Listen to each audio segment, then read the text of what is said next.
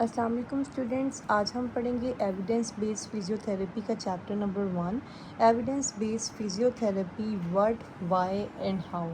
अब इसमें हम सबसे पहले पढ़ेंगे एविडेंस बेस्ड फिजियोथेरेपी की डेफिनेशन। तो ये डेफिनेशन लिखी हुई है यहाँ पे कि एविडेंस बेस्ड फिजियोथेरेपी की ऐसी फिजियोथेरेपी है जो हमें हाई क्वालिटी क्लिनिकल रिसर्च के बारे में बताती है।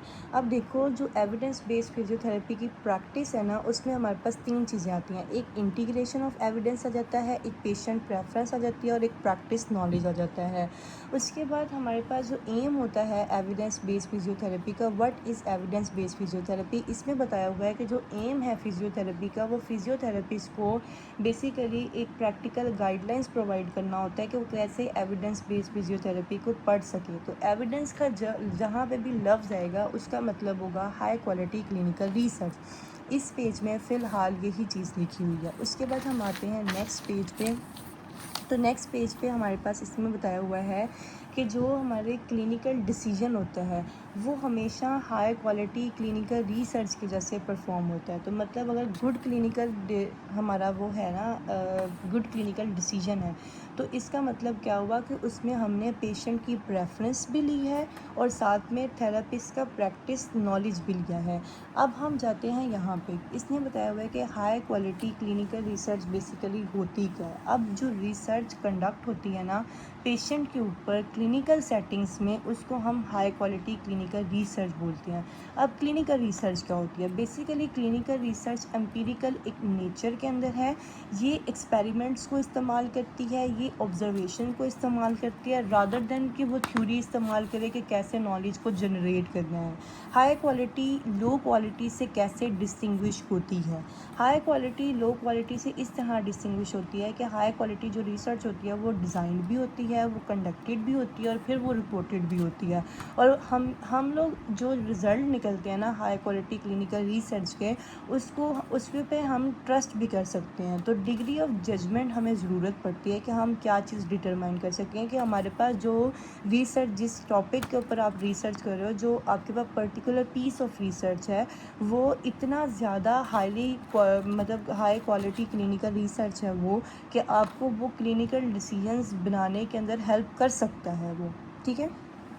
फिर आता है हमारे पास पेशेंट की प्रेफरेंस।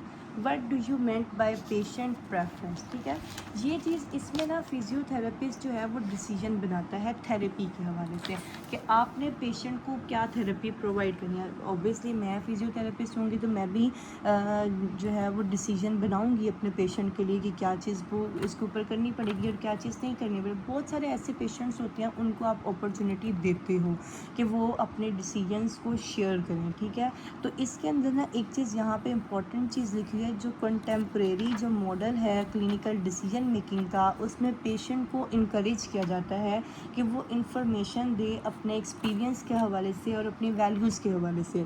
तो पेशेंट की जो प्रेफरेंस है ना वो हमें डिसीजन मेकिंग में हेल्प आउट करती है। कुछ ऐसे पेशेंट्स होते हैं उनको इंटरवेंशन पसंद नहीं आती, ठीक है, क्योंकि उनको लगता है कि वो हमेशा तभी अच्छी इंटरवेंशन होगी अगर वो लार्ज बेनिफिशियल इफ़ेक्ट्स दे। ठीक है, लेकिन कुछ ऐसे पेशेंट्स होते हैं उनको कि अगर वो छोटा सा भी एफर्ट उसकी आए ना तो वो कहते हैं कि इंटरवेंशन बहुत अच्छी है। ठीक है, तो ऐसे पेशेंट्स जो है ना वो मतलब थोड़ी सी भी इफ़ेक्ट के ऊपर राज़ी हो जाते हैं। तो डिसीजन जो आपके इंटरवेंशन की एक्सेप्टेबिलिटी के हवाले से होता है ना, वो आप एक ही पेशेंट पे अप्लाई कर सकते हो, वो आप दूसरे पेशेंट पे नहीं अप्लाई कर सकते। हमेशा दूसरे पेशेंट के लिए आपको उसकी वैल्यूज़, उसका एक्सपीरियंस, उसका डिसीजन देखना पड़ेगा। आप ये नहीं कर सकते कि मैंने तो ये फ़लानी चीज़ का पेशेंट आया था तो उसके ऊपर ये अप्लाई किया था, तो अब मैं इसके ऊपर भी यही अप्लाई कर सकता हूँ। हर पेशेंट को ज़रूरत है कि वो अपना जो हमने उसके ऊपर इंटरवेंशन अप्लाई की है वो अपना एक्सपेक्टेड इफ़ेक्ट हमें ज़रूर बताएं।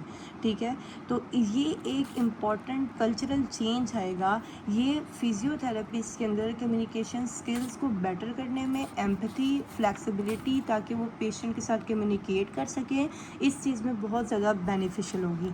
नेक्स्ट वीडियो में हम पढ़ेंगे प्रैक्टिस नॉलेज के बारे में।